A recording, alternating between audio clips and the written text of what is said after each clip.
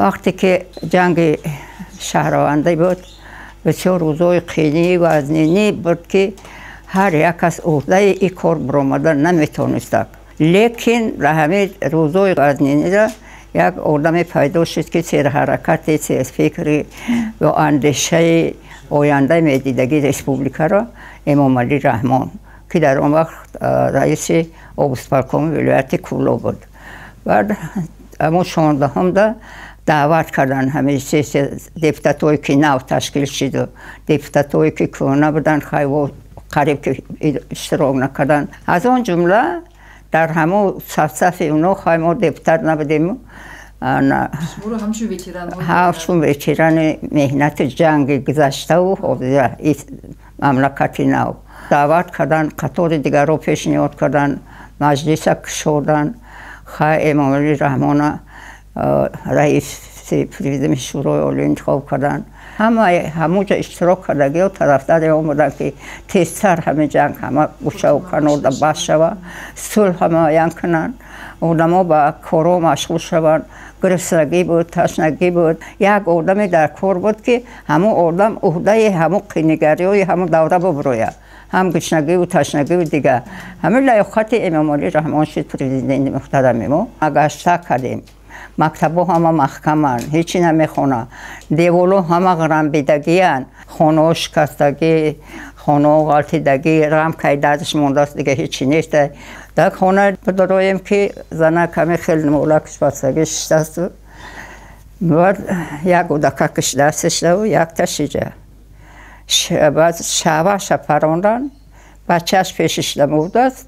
زنه کتی کودکش نم خیلی 3 روز هیچی نخوردن شدن. خانه در دیدیم که دیگه سفر مونده 11 کسه باور کنین کشتن. همونجا 2 کودک مونده است. دهن تریزه که مرد دارن کسون آتش پدرش کشول. همون تای همون 2 کودک در آمده جوگه شدن. وقتی یک 5 ساله و یا 4 ساله و 5-6 ساله هم تدید 2 کودک. پدرش مادرش اینه خانه ده ایستادگی آمدن 5-6 آدم جوانو همه میزنن 3-4 تا کار میزنن میدون. اینو نقل مون کردن کودکاشو. بعد هم آدمایی که خبر کردن دوید آمدگی نقل مون کردن. بعد هم کودک را پرسیدیم، گفت که آخه اوچمونه و اتمک سیو زدن کشتن. ما باش بگه که بخیزیم نه جوگاه کردن خشونه کاری که 5 ساعت دوام کردی. با ما حوالیده اوسون در یک خانه بچه شده کودک رو ایسون در یک تا رفتن اونویا. دهشت ایاخه گفتم بسیار دهشت بود جنگش. به هر دهشت بود. این همه حال کینوی که خیانتگرا همون کینو خیانتگرا را دیدم. من با خلاصه اومدم که 50% همون حادثه شدگی را گرفتگی نتونستن. نه که کسی همون حالت در همینای گرفته. هزار رحمت و پدر مادرش با همه آدمایی که مهنت کردن همه حادثه های رو برآوردن خشه. اول اجازه نمیدن که من یک برآمد من بریده بودن. وقتی که برآمد کم همه نقل کم گفتن که حادثه های گفتن در کار نیسته.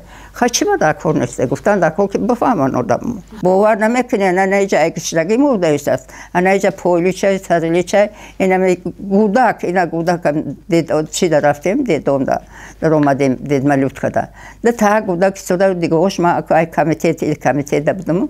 بعد قولین شو بوده بودیم درشکا هم تا سودن تو چی نام داری؟ نامش میگردم جواب ما یاره خون میریزه پاک ریچه نسکی تو هر تو نداره یک شلوپ زیرزینه و چه ما کشتد اوتا ما کشتد اومده کشه میگو و چه ما کشتد او شبم میسپارم کشتد دیر در کار بود که یارا بینی میفهمه.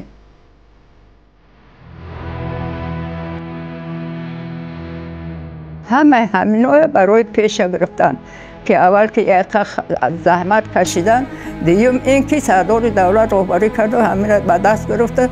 همه چاره‌جویی که در کجا یاردن کردن کجا خانه افتادن در کار کدام آبشیری دادن. همین دوشنبه مهاجر آمدن در این جای پومونی نداشتی.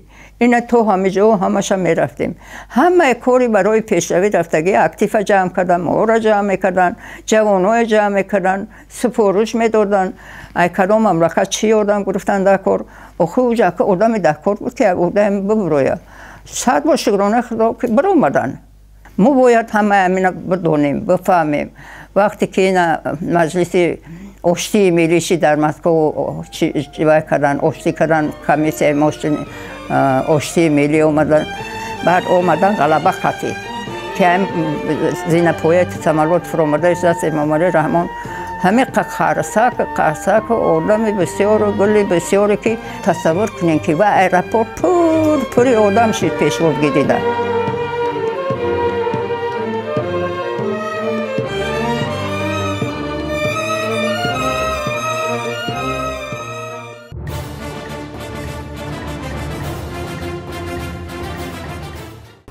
Был город наш красив и чист, огни сияли до утра, но тучи черные наплыли и опустили города.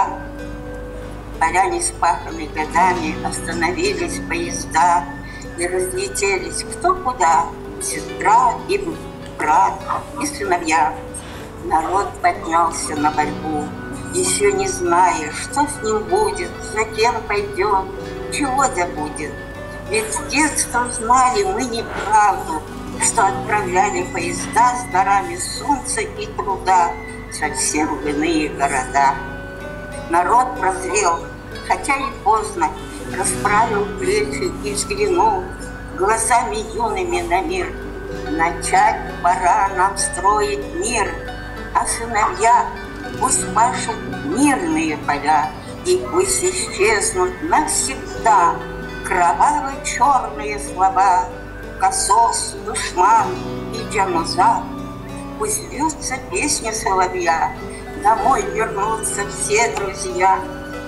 Встречать их выйдет наш народ, того, кто ищет путь вперед. Я считаю, что в Таджикистане стала намного жизнь лучше. Благодаря, конечно, я считаю, что это нашему президенту. Дай Бог ему здоровья, чтобы он жил 150 лет.